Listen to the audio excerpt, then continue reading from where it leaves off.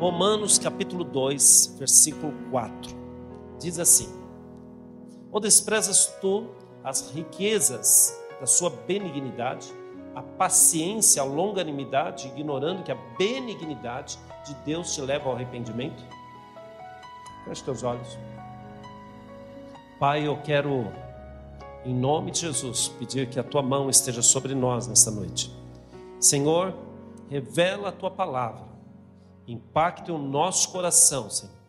Oh Deus, pela revelação da mesma. Deus, eu peço em nome de Jesus, Senhor, abre o nosso entendimento para compreendermos os teus propósitos, para compreender o que o Senhor deseja em nossa vida.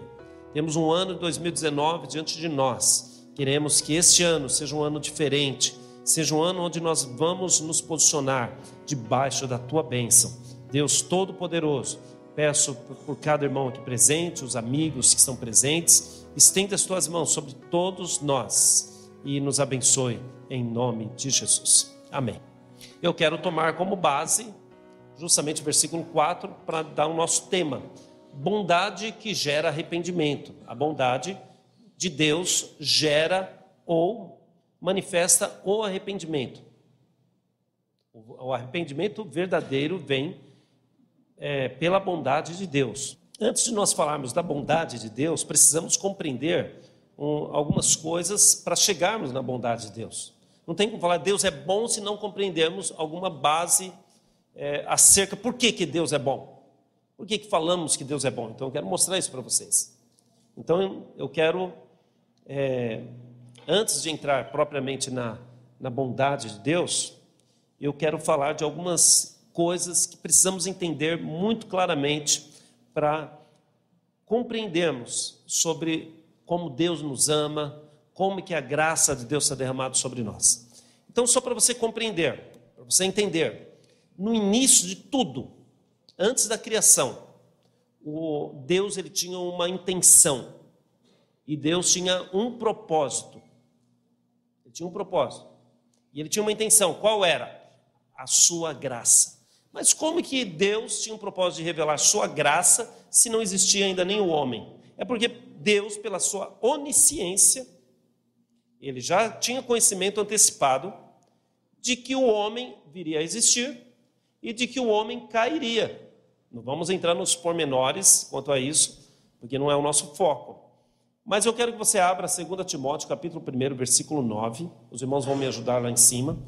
Para você entender que a intenção de Deus não era outra coisa a não ser a sua graça ser manifestada para a humanidade. Olha o que diz: que nos salvou e chamou com a sua santa vocação, não segundo as nossas obras, mas segundo o seu próprio propósito e graça, que nos foi dada em Cristo antes dos séculos, dos tempos dos séculos. Antes de acontecer qualquer coisa no universo, Deus já tinha um propósito de revelar a sua graça em Cristo.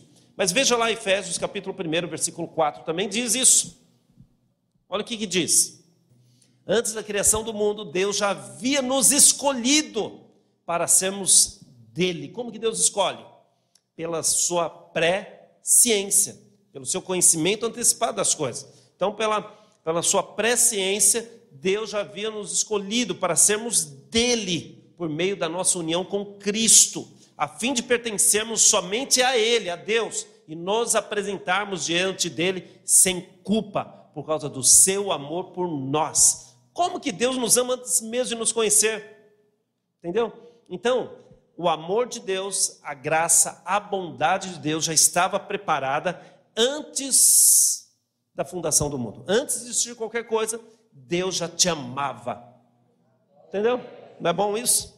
Agora, o que nós precisamos compreender? A questão da lei. A lei é muito importante entendermos, porque a lei tem muitos fatores que a envolvem. A lei, eu estou falando dos mandamentos. Eu estou falando daquilo que foi dado a Moisés, que foi passado para o povo de Israel, que nós até hoje, moralmente falando, guardamos isso. Então, de Adão até Deus dar a lei, que é os mandamentos, o homem viveu sem lei. Por viver sem lei, o homem fazia coisas terríveis.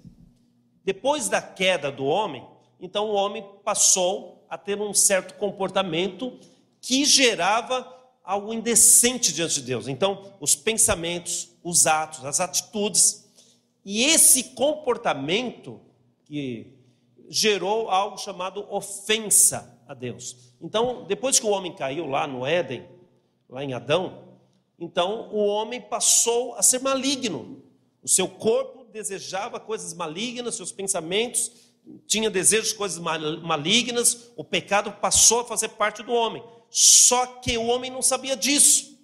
Então esse comportamento passou a ser ofensa a quem? A Deus. Então o homem não tinha consciência das suas práticas, que aquilo que ele fazia ofendia o Deus Criador. Mas ele precisaria saber. Ele não sabia, mas ele precisaria saber. Então, o que Deus faz? A partir de Abraão, ele constitui um povo.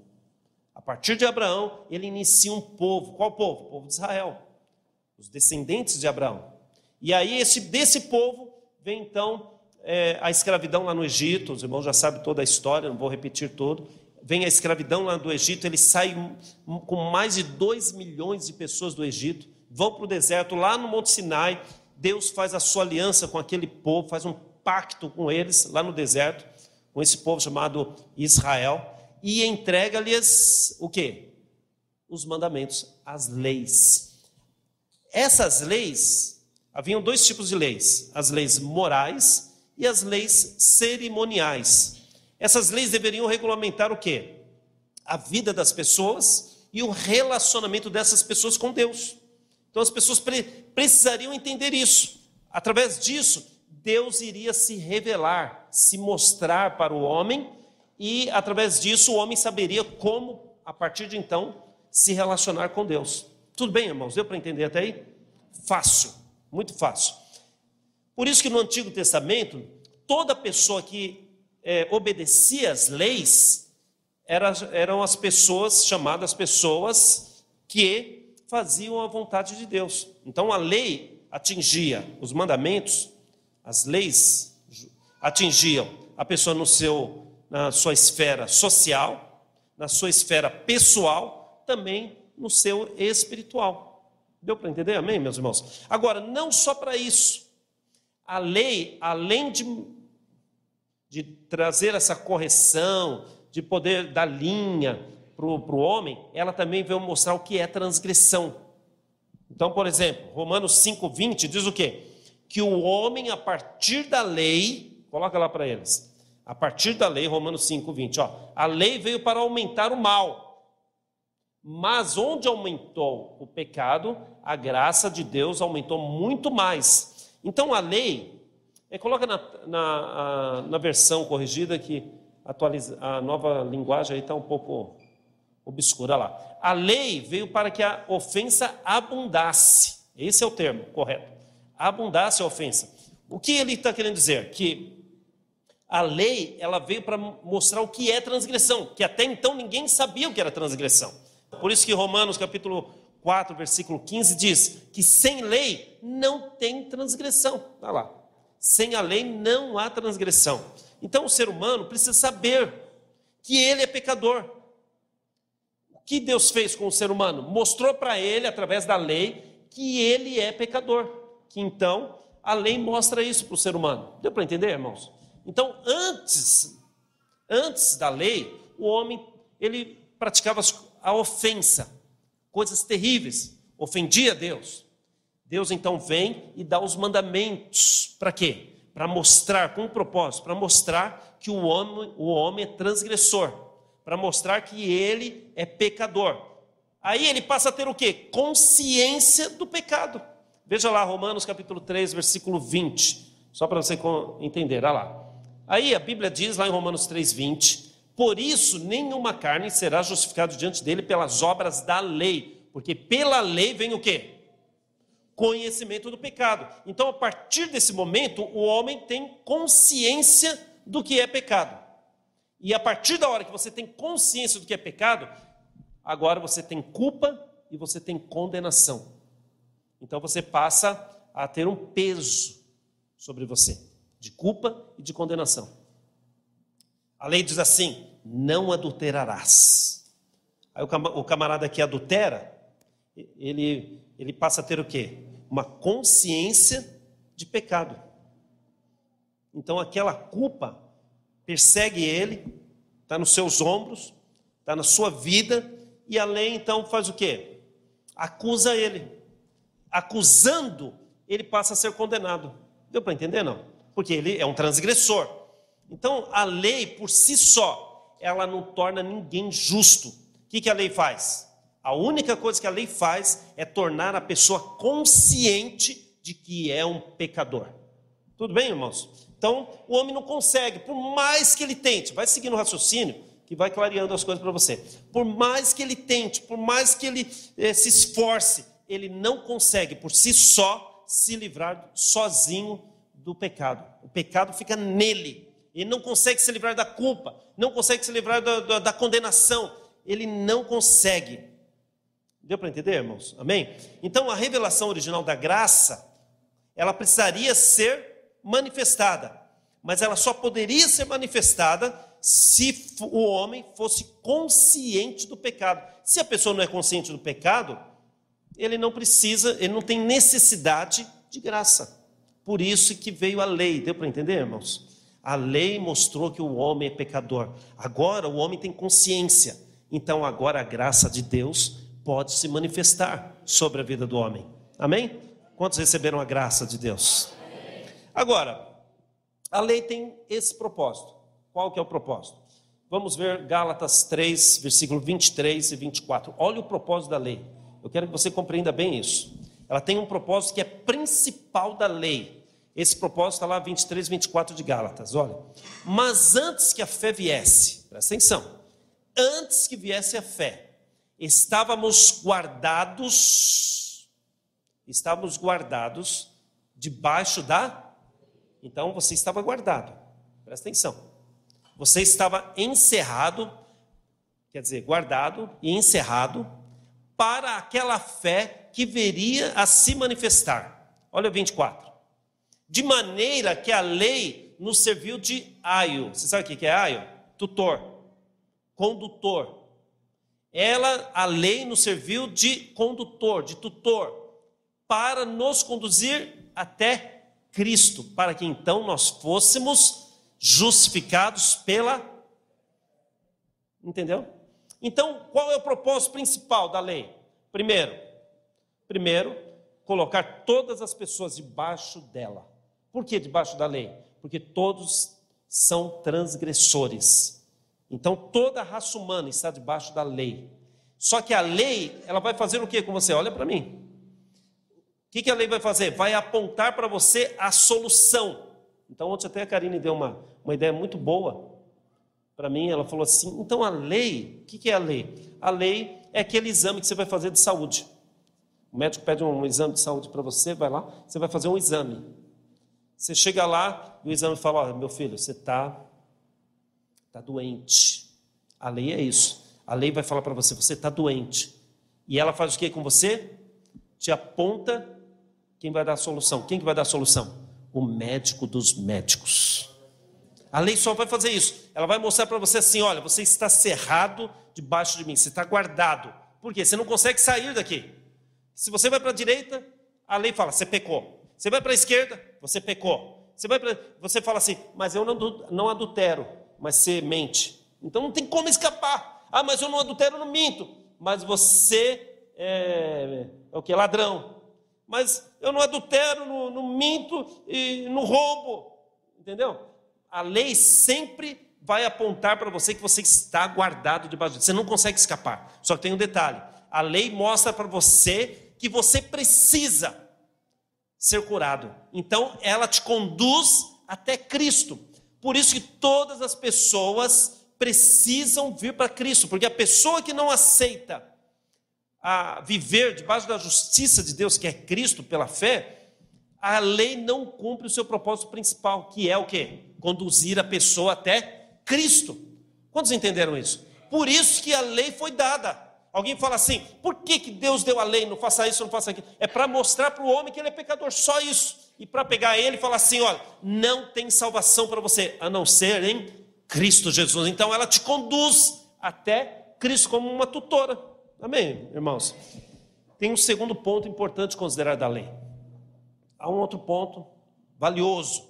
Quando Adão caiu, a Bíblia diz que ele comeu do fruto do conhecimento do bem e do mal. A partir daquele momento que Adão comeu do fruto do conhecimento do bem e do mal, o que aconteceu com ele? Ele passou a ser, aquele bem e o mal, passou a ser o princípio de vida dele. Isso quer dizer o quê? Ele passou a agir baseado no conhecimento do bem e do mal. E aquilo que ele fazia estava relacionado ao que é certo e ao que é errado. Então ele tinha um conhecimento do bem e do mal. A partir daquele momento, todas as atitudes dele passou a ser governado pelo bem e pelo mal. Agora, a lei ela veio para dar esse parâmetro. Qual parâmetro? Daquilo que é certo e daquilo que é errado. Então, há uma revelação. Olha, a lei funciona baseada num princípio humano, exterior, do homem pecador. Então, o que é certo e o que é errado, pastor? O que é bem e o que é mal. Então, a lei ela não pode produzir vida. Ela simplesmente é aplicada para aquelas pessoas que vivem de acordo com ela. A lei diz para a pessoa assim, olha, você precisa viver entre o certo e o errado, entre o bem e o mal. Entendeu isso ou não? Não, né? Ok. A lei, ela atinge o exterior da vida do homem, atinge aqui fora, ela não atinge aqui dentro. Toda pessoa que vive por esse princípio do bem e do mal está cerrado debaixo da lei, está guardado debaixo da lei. Essa pessoa, ela tem a sua vida mudada aqui fora, ela tem a sua vida mudada no sentido de governada aqui fora. A lei estabelece limites para ela aqui fora, mas não muda aqui dentro. A lei não consegue mudar nada dentro da pessoa. A pessoa pode até, de repente, ter uma mordaça. A pessoa, de repente, pode até colocar uma mordaça, ele não morde ninguém. Isso é a lei é uma mordaça, que não transforma a pessoa, mas faz a pessoa, não permite a pessoa morder ninguém. Então ela vive bem na sociedade. Ela não vai sair por aí dando tiro nas pessoas. Quem dá tiro nas pessoas é preso, porque a lei o pega.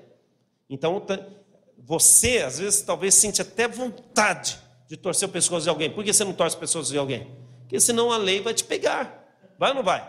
Então, o que coloca em você? Uma mordaça. Isso chama-se lei. Então, a lei não tem poder de mudar a constituição do homem. Ela só fala para o homem que ele é pecador. Por isso que Romanos 3:20 que nós lemos, diz que o homem nunca será justificado pelas obras da lei. A lei diz assim, não peque, não faça isso. Mas não concede poder para ele mudar aqui dentro. A lei só fica mostrando para ele o que pode e o que não pode. Então o homem por si só não consegue vencer o pecado. Ele precisa do quê? De um milagre aqui dentro. Ele precisa de um milagre interior, ele precisa de algo que substitua agora o seu coração por um outro coração. Agora ele precisa do quê? De uma mente renovada. Ele precisa ser liberto agora do pecado. A lei agora mostra para ele que ele precisa ter o perdão para os seus pecados e viver agora debaixo de um outro princípio de vida. Não mais do que é certo, não mais do que é errado. Não mais do que é bem, não mais do que é mal. Deu para entender, irmãos? Amém? Você vai entender muito mais do que isso. Então, viver debaixo do princípio do bem e do mal, o que é? É viver tentando eliminar pecados. Toda pessoa que vive debaixo desse princípio que governa a sua vida, ele vive tentando eliminar pecados. Então, nós precisamos do quê? O homem precisa do quê? De um novo princípio de vida. Ele precisa de uma nova constituição. Ele precisa substituir o seu coração por um outro coração. Alguém precisa libertar ele do pecado, e ele precisa ter os seus pecados perdoados. Deu para entender, irmãos? Ele precisa de um milagre dentro dele, e a lei não causa isso. A lei não consegue fazer isso nele. Agora, deu para entender a questão da lei? Muita gente quer viver debaixo da lei. Por isso que nós estamos num ano da bondade de Deus, e eu quero falar em primeiro lugar sobre a nova vida. Eu falei tudo isso, expliquei tudo isso para você entender o que eu vou falar agora. Eu quero falar da nova vida que Cristo nos dá. Em primeiro lugar, a nova vida que Cristo nos dá. O Senhor nos proporciona uma nova vida, baseada não no que nós fazemos, mas no que ele fez. Essa é a nova vida. Por isso que Romanos 2,4 diz assim: diz que a bondade nos leva ao verdadeiro arrependimento. Está lá. Então, por quê? Porque não adianta você ficar lutando contra você. Não adianta você ficar se penalizando, não adianta tanto esforço, porque você não vai conseguir se libertar, porque a tua constituição é maligna, precisa ser transformada. Como que é transformada? Como foi transformado Pedro, lá em 5 de Lucas, a Bíblia diz o quê? Pedro era pescador, homem rústico, homem bronco, e ele era pescador. Certo dia ele estava pescando lá, e Jesus apareceu na praia, ficou lá pregando a palavra, vai prestando atenção, ficou lá pregando a palavra, pregando para lá.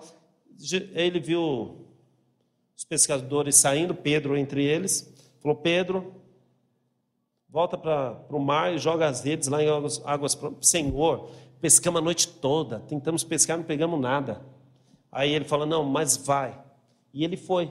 A Bíblia diz que ele pegou tanto peixe, que o barco dele quase foi a pique. Quando ele voltou para a praia, a Bíblia diz que ele se jogou no chão, diante dos pés de Jesus, falando: Jesus, se afasta de mim, porque eu sou um grande pecador. O Senhor não pode ficar perto de mim porque eu sou pecador. E a Bíblia diz ainda que ele trouxe o barco para a praia, deixou os peixes, deixou o barco, ele, mais um pessoal, estava com ele, e passaram a seguir a Jesus. A bondade de Deus foi tão grande com Pedro. O que aconteceu com Pedro? Ele foi transformado. Jesus não chegou lá falando assim: olha, eu estou aqui para falar para você o que é certo e errado. Você é judeu? Sou. Então eu vou falar para você o que é certo e errado. Olha, Pedro, você quer me seguir? É o seguinte, você tem que fazer isso, isso, isso. Não. Jesus ia curar as pessoas, ele não ficava falando lá: tá bom, vem cá, você cumpre os mandamentos aqui? Você anda certinho? Você é um bom dizimista? Você é um bom ofertante? Você vai na igreja toda semana? Não. Jesus simplesmente curava as pessoas. Por quê? A bondade de Deus transforma as pessoas. Então o que aconteceu? A bondade de Deus foi revelada para Pedro. E Pedro foi transformado por causa que ele viu o quanto a bondade de Deus foi grande com ele. Não foi exigido nada dele, apenas foi dado a ele a bondade. Por isso que nós estamos no ano da bondade de Deus. A bondade de Deus vai nos levar ao arrependimento. Nós vamos ser mais santos, irmãos. Vamos ser mais santos, seremos mais santificados. Por isso que nós precisamos levar as pessoas para a célula, precisamos trazer as pessoas para a igreja, para eles sentirem a bondade de Deus, receberem a graça de Deus, para eles, através da bondade de Deus, serem levados ao arrependimento e também uma vida de santidade. É a bondade de Deus que faz isso.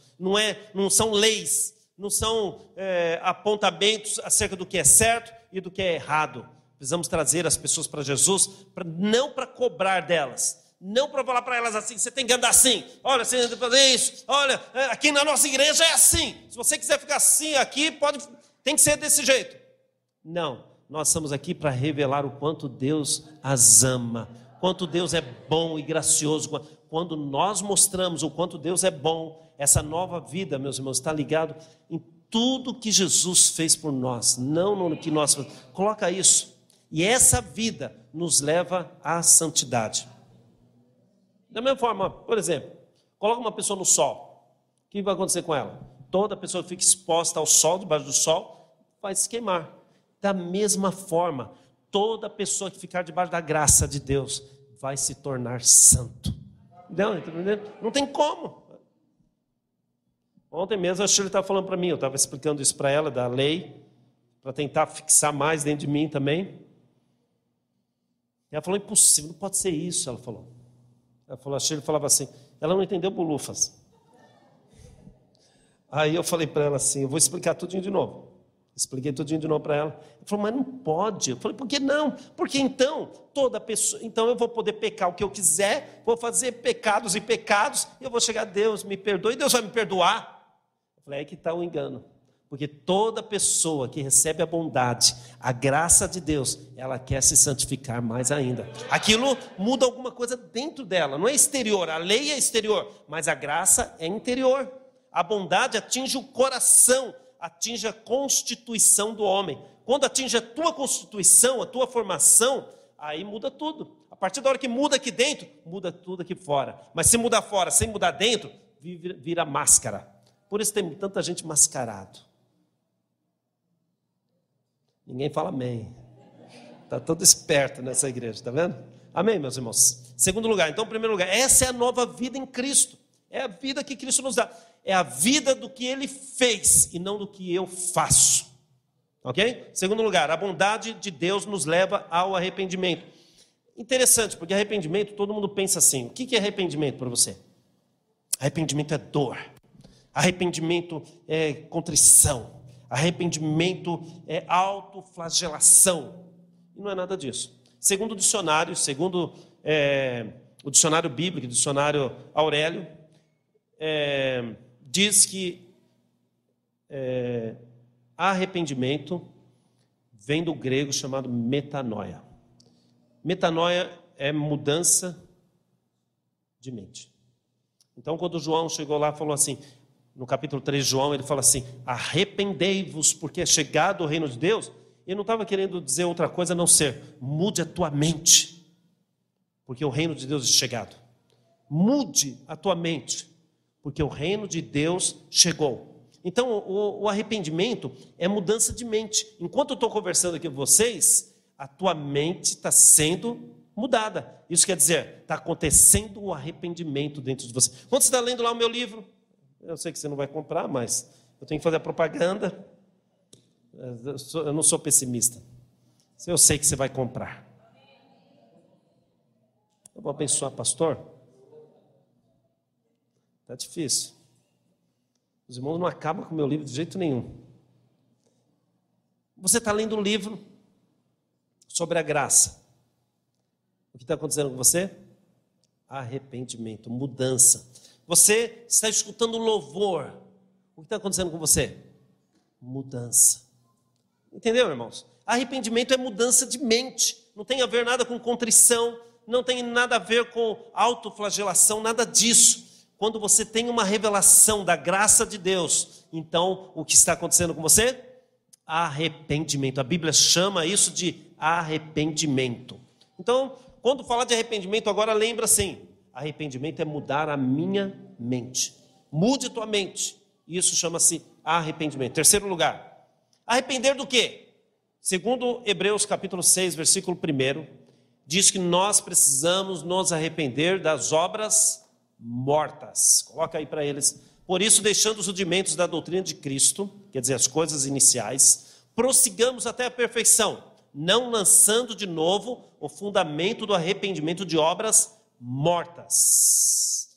Então, o que precisamos fazer? E de fé em Deus. Precisamos nos arrepender das obras mortas. Mudar a mente em relação às obras mortas. O que são as obras mortas? As obras mortas são obras feitas com o objetivo de alcançar o favor de Deus. Aí nós vamos entrar de novo na lei. Porque a lei gera em nós um negócio chamado justiça própria. O que são obras mortas? Justiça própria. Eu falei o quê? Obras mortas. Eu falei o quê? Ok.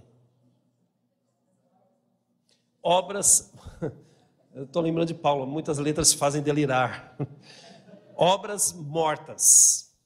Nos arrepender de obras mortas. Obras mortas têm a ver com justiça própria. A justiça própria vem da lei. O que isso tem a ver, pastor? Eu vou te explicar. Então, toda vez que você faz alguma coisa tentando conquistar o amor de Deus, tentando agradar a Deus, tentando fazer com que Deus olhe para você, isso chama-se obras mortas. Então, por exemplo, você vai orar. Você vai orar. Você ora porque você acha que você orando está fazendo com que você esteja correto diante de Deus. Você vai ler a Bíblia. Então você lê a Bíblia porque você pensa assim consigo. Eu estou fazendo a coisa correta para Deus. Eu lendo a Bíblia, Deus vai achar que eu sou bonzinho. Eu orando, Deus vai achar que eu sou bonzinho. Parece uma pequena diferença, mas eu vou mostrar o outro lado da moeda para você. É uma pequena diferença, mas que biblicamente muda tudo.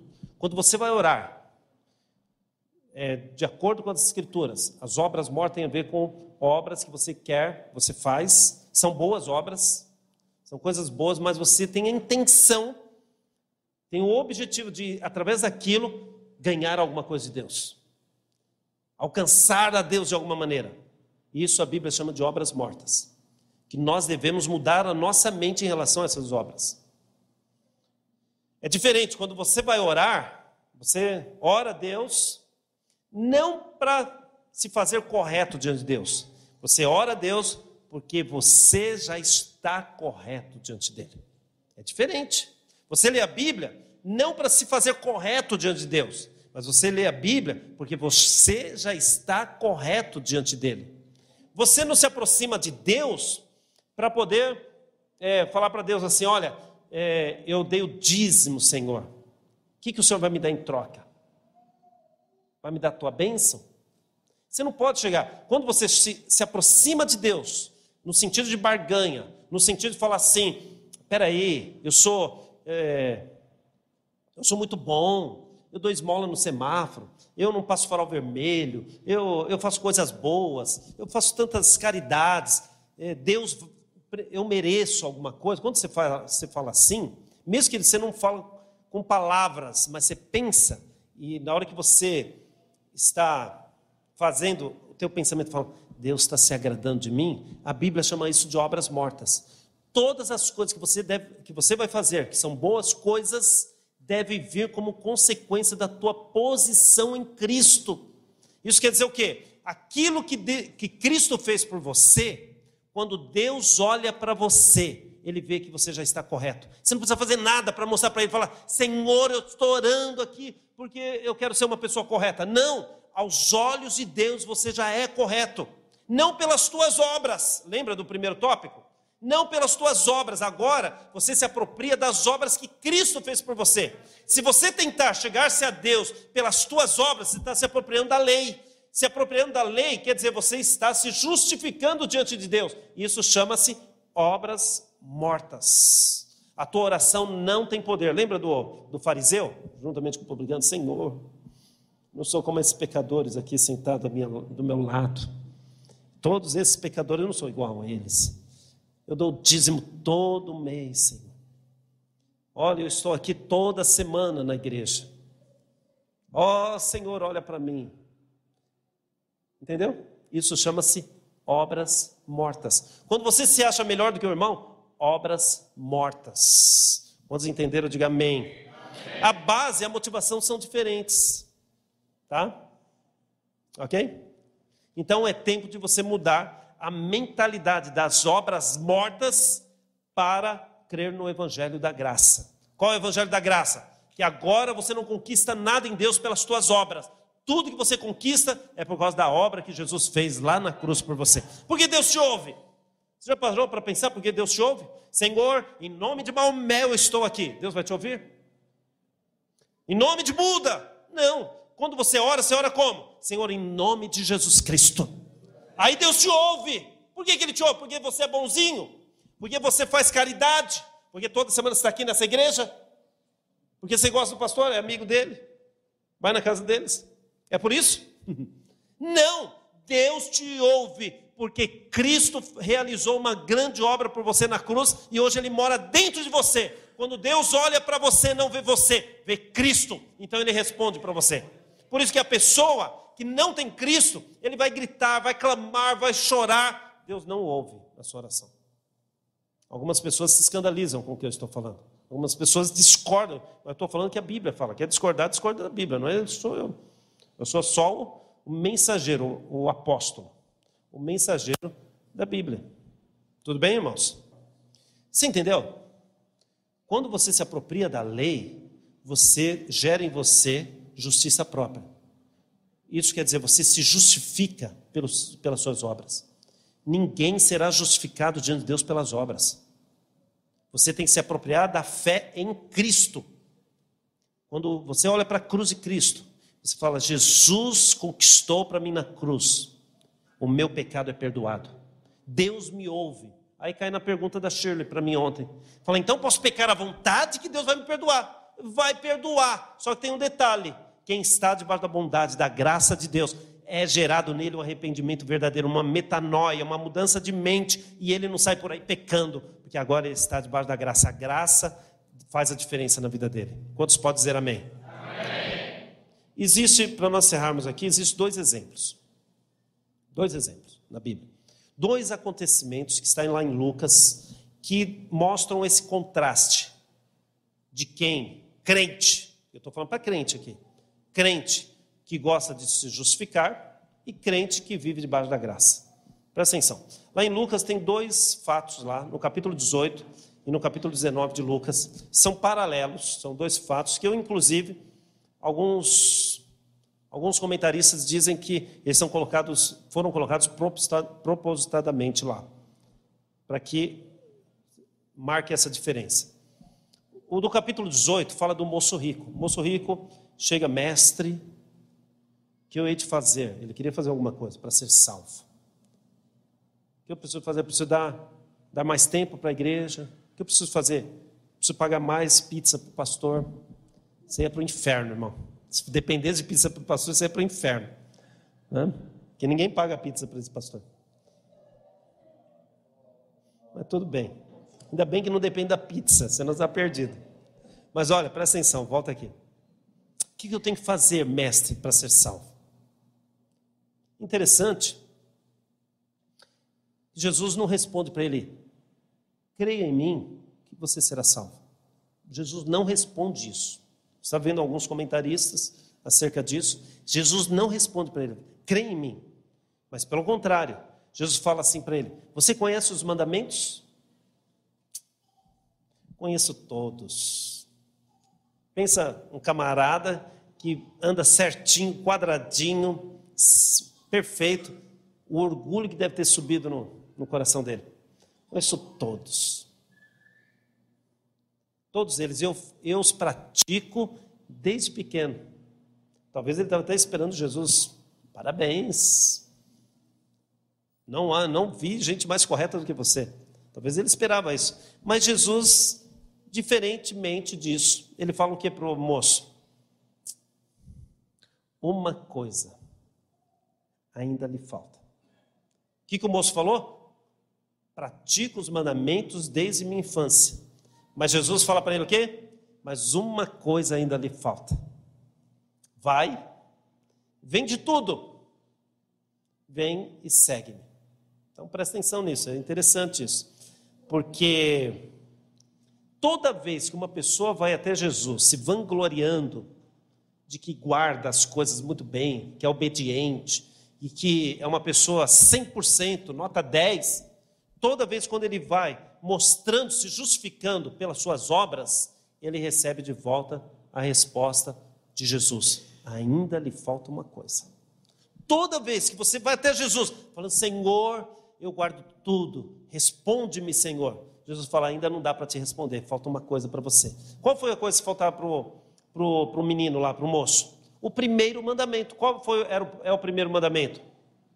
Você lembra, não?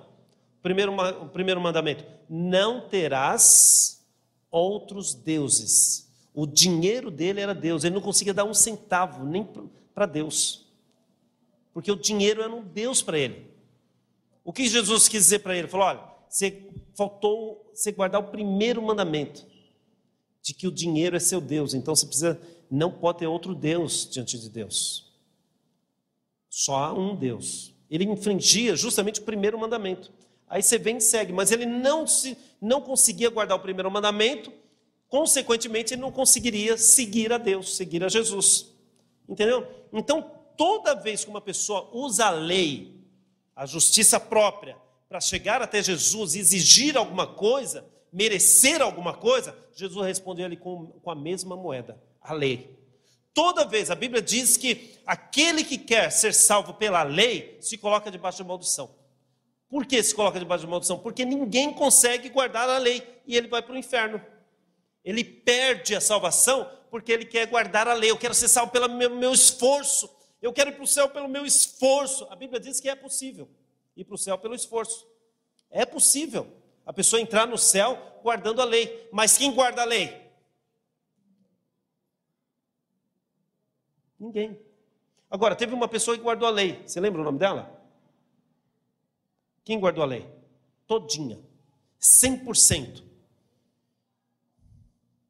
E essa pessoa morreu na cruz. Não vou dar mais dica do que isso. Jesus guardou toda a lei. Agora olha para mim, quem está debaixo da bondade, da graça de Deus, se a vida nova em Cristo é não o que eu faço, mas o que Ele fez, a partir de hoje, todos aqueles, a partir de hoje porque você está conhecendo hoje, a partir de então, todo aquele que está debaixo da graça, da cruz de Cristo, da bondade de Deus, guardou a lei. Não? Por isso que você vai para o céu. Porque Cristo guardou a lei, morreu por você, morreu no teu lugar. Hoje, você pode dizer, eu guardo a lei, guardei a lei. Por quê? Porque Cristo é quem fez isso. Então, é possível, mas ninguém vai para o céu pela lei. É possível, mas ninguém consegue guardar a lei, a não ser Cristo. Por isso que você precisa crer em Cristo. Por isso você precisa se colocar debaixo da bondade de Cristo para poder ir para o céu. Amém? Tem um segundo exemplo, para nós encerrarmos aqui. Lá no capítulo 19, o exemplo de Zaqueu. Eis aqui o primeiro, do moço rico, fala da justiça própria. O segundo exemplo é Zaqueu. Zaqueu era um pecador, corrupto, mau caráter, ladrão, prejudicava as pessoas, levantava falso contra as pessoas. Ouviu um dia que Jesus ia passar na rua. Ele correu, foi lá e subiu numa pequena árvore, um sicômoro. Chegou lá e ficou só olhando, ele queria só ver Jesus. Ele só queria ver. A Bíblia diz que então Jesus, ao passar, o viu lá pendurado na pequena árvore. Falou, Zaqueu, desce, porque hoje me convém pousar na tua casa. Na minha casa, Senhor, na tua casa. Pensa se não levantou um monte de pessoas lá falando, Jesus é doido. Será que ele não conhece quem é esse homem? Esse homem é terrível, pecador. Esse homem é mau caráter. Esse homem é ladrão. Esse homem é corrupto. Jesus vai dormir na casa de um pecador? Pensa quantas pessoas não levantou, talvez ali, para falar contra Jesus. Mas Jesus nem foi para a casa lá de Zaqueu. Ele não chegou lá, falou, Zaqueu, eu vim aqui para ter uma conversa séria com você. Ele não chegou lá e falou assim, Zaqueu, você sabe os princípios, não sabe, da igreja? Você sabe que lá na nossa igreja, Zaqueu, o negócio é assim, é mais estreito. Lá o corrupto não entra, lá o ladrão não entra. Para você querer entrar pelaquela porta, você vai ter que ser correto. Jesus fez isso? Não. Jesus usou de bondade, não usou a lei em nenhum momento. Ele não usou em nenhum momento qualquer palavra que denegrisse Zaqueu. Ele sabia de tudo, Zaqueu, mas não falou nada. Pelo contrário, ele usou de bondade com Zaqueu. Ele olhou para Zaqueu com amor, falou, eu vou dormir na tua casa, Zaqueu. Zaqueu só queria olhar, Senhor, o Senhor vai na minha casa? Tu és santo, mestre, vai dormir na minha casa? Sim, eu vou dormir na tua casa. E eles estavam comendo. Enquanto eles comiam, Zaqueu levantou, se ajoelhou e falou, mestre, Senhor, a partir de hoje, se eu defraudei alguém, vou restituir 4 vezes mais. Se eu fiz mal para alguém, eu vou lá consertar o que eu fiz. O que mudou nele? Foi uma pregação severa? Foi uma palestra pesada contra ele? O que mudou? O que transformou ele? Foi o amor que Jesus, a bondade que Jesus revelou para ele. Transforma a vida dele. Isso chama-se a graça de Deus. Lembra quando Davi é um tipo de Cristo, lá naquela passagem lá de Samuel, que ele levanta um dia e fala assim para o seu servo, será que tem alguém que eu possa, da casa de Saul, que eu possa usar de bondade? Ali está falando de Deus, olhando para nós pecadores, falando assim, será que tem algum pecador para eu usar de bondade? Deus, Ele quer usar de bondade para conosco, muito mais com você que é seu filho hoje. Nós estamos debaixo da sua graça, debaixo da sua bondade. Então, presta atenção, quando o moço rico foi se vangloriando da sua observância da lei, Jesus responde com a lei.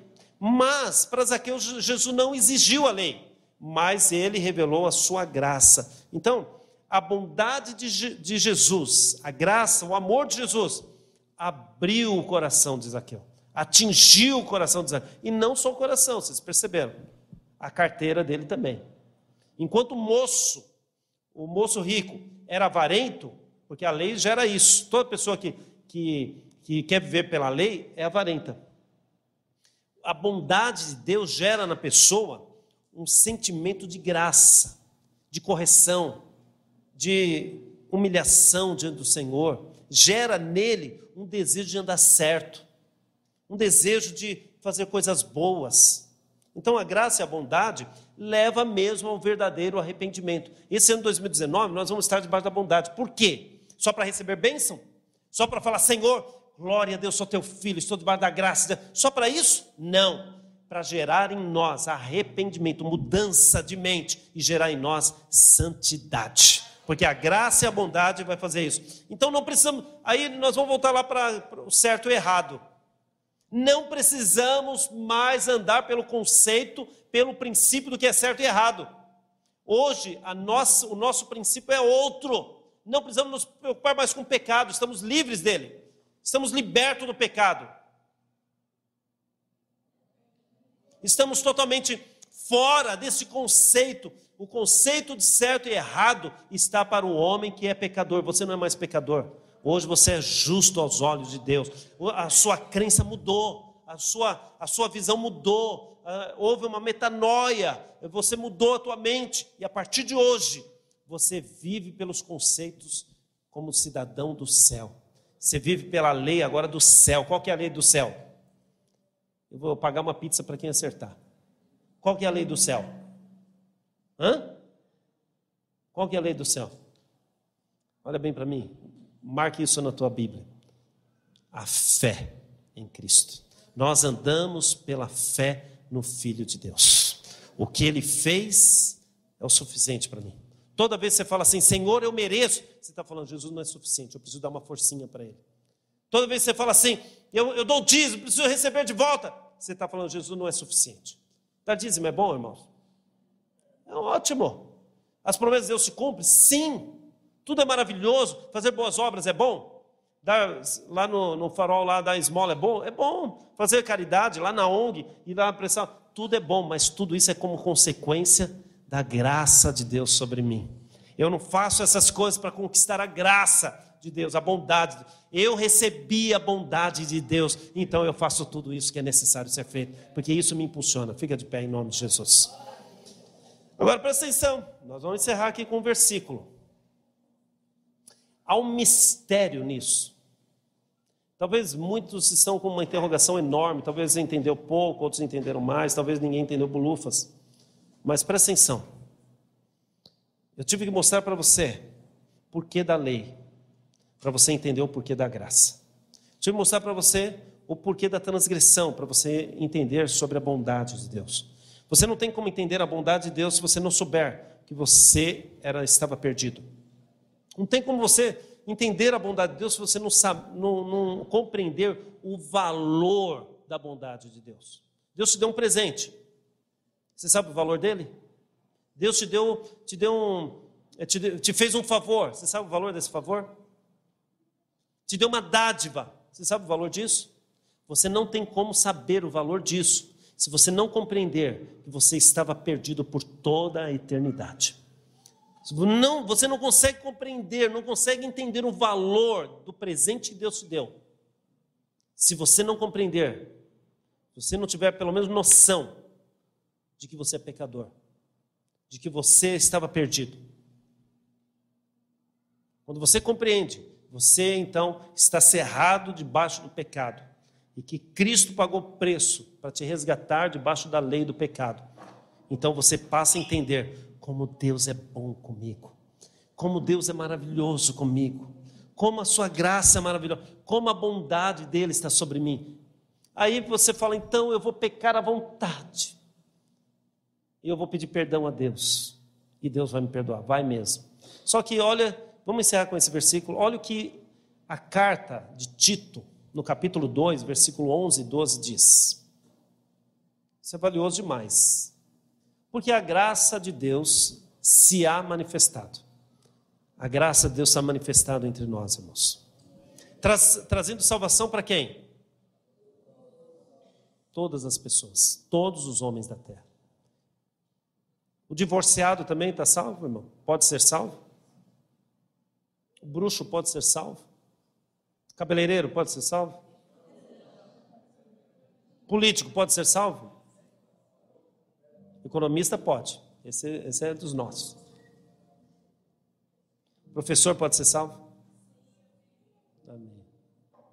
Todos os homens podem ser salvos. A graça está disponível para a salvação de todos os homens. Mas olha o que ele diz. O que a graça faz? Ensinando-nos. A graça é uma professora. Não é Maria das Graças, é a graça. A graça de Deus é uma professora, que ela nos ensina que, renunciando à impiedade, às concupiscências mundanas, vivamos neste presente século, sóbria, justa e piamente. A graça de Deus, diferentemente da lei, da justiça própria, ela muda algo dentro de nós. Ela opera uma transformação interna. E ela dia a dia vai nos ensinando e vai nos movendo para renunciar ao pecado. Quem está debaixo da graça não vive mais o padrão do bem, do mal, do certo e do errado. Quem está debaixo da graça vive agora segundo a lei do Espírito. A lei do céu, que é a fé. A fé em quê? Em Cristo. A fé em quê? No que Ele fez por nós, não no que eu fiz. É uma vida nova. Então para de se condenar. A lei te condenou até hoje, mas Cristo te resgatou da lei, te resgatou do pecado. Você não precisa se culpar mais, você não precisa se condenar mais, porque Cristo te libertou disso. Hoje você vive um outro padrão de vida, você tem um outro sentido de vida. Você não é mais descendente de Adão para viver do bem e do mal. Hoje você é descendente de Cristo. Você é irmão dele, você tem o sangue dele, você é parente dele. Hoje você recebeu a libertação de Cristo de todas as obras da lei. A lei te condena, mas Cristo, Ele usa de bondade com você. A lei opera a culpa em você, mas Cristo opera a bondade dele em você. E essa bondade, essa graça, te ensina a renunciar. Ela é uma professora, pega na tua mão. Eu vou te ensinar como você deve andar. Vem cá. Aí ela começa a andar com você. Aí de repente, você tem a oportunidade de um adultério. A graça vira você para cá. Você não tem o sentimento. Aí você tem a oportunidade de uma mentira. A graça faz isso. Ela vai te ensinando a se esquivar do pecado. Aí os desejos do teu coração não é mais pelo pecado, mas é por Deus. Entendeu? Então é possível viver nesse mundo sem pecado? É possível. Todo aquele que está debaixo da bondade de Deus, da graça de Deus, não peca. Entendeu? 2019, olha bem para mim. É um ano que nós estamos nos posicionando debaixo da bênção de Deus. Você esse ano 2019 vai viver algo que você nunca viveu. Vai experimentar algo que você nunca experimentou na tua vida. Você vai ter experiência com o Espírito Santo que você nunca teve. Sabe por quê? Vamos nos posicionar debaixo da bondade e da graça de Deus. Essa bondade vai transformar a nossa vida de dentro para fora. Nós vamos nos humilhar diante do Senhor. Nós vamos buscar o Senhor e Ele vai nos ouvir. 2019 o Senhor vai te ouvir. Vai te ouvir, porque você vai aprender muito sobre a bondade de Deus, sobre o quanto é importante você estar debaixo dessa graça. Amém, meus irmãos? Vamos experimentar isso. Fala para esse irmão do lado aí. Fala, irmão, experimente a bondade de Deus a partir de agora na tua vida. O arrependimento nos leva mesmo. A bondade nos leva mesmo ao verdadeiro arrependimento. Isso vai ser gerado dentro de você. A nossa igreja é uma igreja de vencedores, porque não anda segundo os seus conceitos, mas segundo o que Cristo fez por nós. Não vamos viver mais pelo bem. Não se preocupe mais com o pecado. Não fique mais nessa. Será que eu ando por aqui? Será que eu faço isso? Faço aquilo? Se coloque debaixo da graça de Deus. Deus vai te ensinar, Deus vai te orientar, Deus vai direcionar você, vai te mostrar por onde você deve caminhar. Ela vai te ensinar. É milagre. Alguém pode falar assim: pastor, isso é muito espiritual. É milagre mesmo, que muda alguma coisa dentro de você, não é exterior. Então pare de se julgar, pare de julgar os outros. Se você está debaixo da bondade de Deus, comece a adorar o Senhor. Se você entendeu, comece a louvar ao Senhor, se coloque diante dele, comece a adorar, fala assim: muito obrigado, louva o teu nome, esforce-se para tirar toda a justiça própria do teu coração, se arrependa de toda obra morta, quer dizer, mude a tua cabeça, mude a tua mente, busque ao Senhor pelo que Ele é, pelo que Ele fez. Esse é um milagre, é Jesus, que transforma você por dentro. Pode tirar a mordaça, não vai morder mais ninguém. Mas aquele camarada bravo, acabou. Acabou, Jesus transformou ele, é milagre. Por isso que 2019, você pode orar pelo teu marido, ele vai se converter. Você pode orar pela tua casa, Deus vai te ouvir.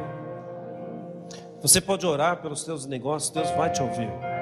Você pode orar pela tua vida ministerial, pela tua liderança, pela tua célula. Você pode começar a se posicionar debaixo da bondade de Deus de forma correta. Quer dizer, arrependendo-se das obras mortas, de justiça própria. Começa a orar pela tua célula, começa a orar pela rede, começa a orar pela tua liderança, começa a orar pelo teu casamento, começa a orar pela tua esposa, pelo teu marido, pela tua vida financeira. Comece a orar, comece a orar. Deus vai nesse ano de 2019 mudar a tua vida, entendeu? Vai mudar toda a tua história. Sabe por quê? História se muda começando aqui por dentro.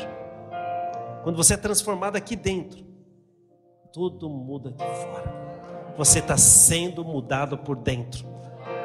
Metanoia está acontecendo na tua vida, na minha vida, na nossa vida, em nome de Jesus. Vamos orar. Levanta uma das suas mãos. Diga assim: em nome de Jesus, eu recebo, Pai, a tua palavra. Eu recebo a tua bondade, e eu me coloco debaixo da cobertura da tua graça. Nesta noite eu recebo as tuas bênçãos, porque pela fé eu me coloco diante de ti, diante da tua cobertura. Pela fé eu me coloco e me posiciono, diga, debaixo da tua bondade. Por isso nessa noite eu recebo a tua bondade na minha casa, a tua bondade lá na minha empresa. Eu recebo a tua bondade na minha vida. Eu recebo no meu casamento. Diga, recebo na minha pessoa interna, na minha alma. Diga, na minha alma. Eu recebo, diga, em nome de Jesus, em todas as áreas da minha vida. Eu recebo, porque Cristo conquistou por mim.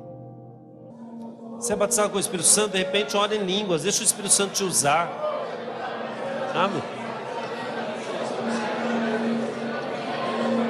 Oh Espírito Santo, Espírito Santo. Oh Espírito Santo. Aleluia. Aleluia. Aleluia. Aleluia. Oh, exaltado seja o teu nome, bendito seja o nome da tua glória. Te exaltamos, Senhor, te exaltamos. Senhor, oro pela tua igreja, oro, Senhor, por esse irmão, por essa irmã que está aqui nessa noite. Oro pela restituição na sua vida. 2019, Senhor, é o ano da tua bondade estendida sobre nós, a tua graça. Nós vamos aprender sobre isso. Por isso eu te peço, Pai, estende a tua mão poderosa, a tua cobertura sobre essa família, sobre os negócios, sobre a vida financeira. Senhor, muda a história deles. Senhor, se alguém doente, se alguém com uma enfermidade incurável, Senhor, cure, revele a tua bondade, revele, Senhor, a tua graça. Sejam eles transformados, Senhor. Sejam eles, Senhor, levados ao arrependimento, a uma metanoia, uma mudança de mente. Deus Todo-Poderoso, oro por essa família, oro por essa irmã que sofre, oro por esse irmão, oro, Senhor, por esse casal. Eu os abençoo, peço a tua bênção sobre eles, em o nome do Senhor Jesus Cristo, em nome do Senhor Jesus Cristo.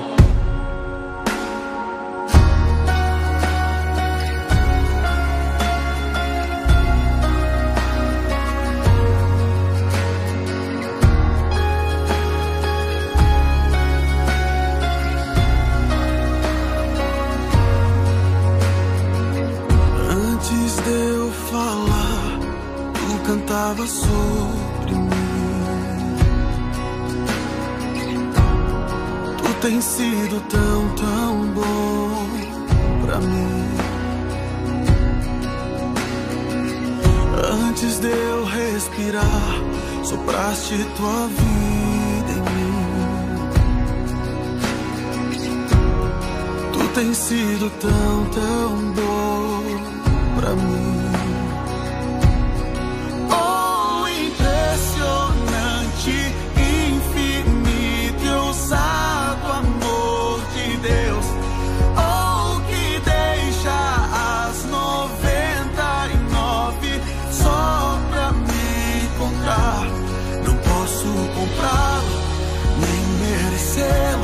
Mesmo assim se entregou.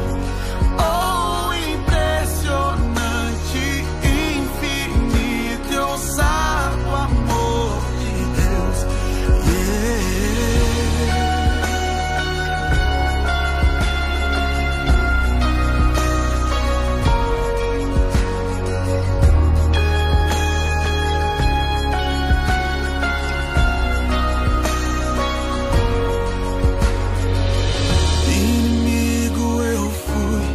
Teu amor lutou por mim.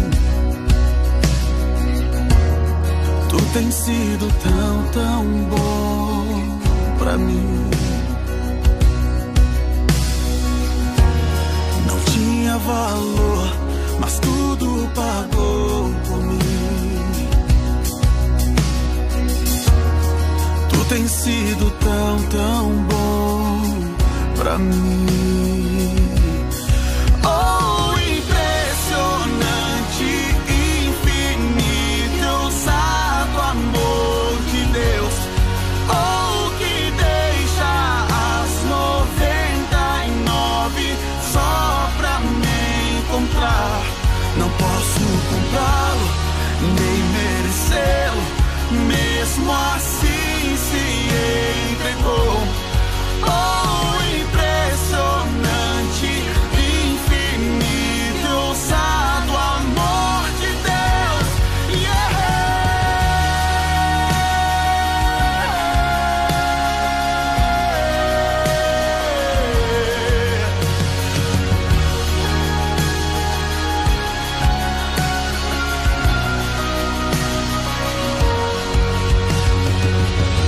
Traz luz para sombras, escala montanhas pra me encontrar. Derruba muralhas, destrói as mentiras pra me encontrar. Traz luz para sombras, escala montanhas pra me encontrar. Derruba muralhas, destrói as mentiras pra me encontrar. Traz luz para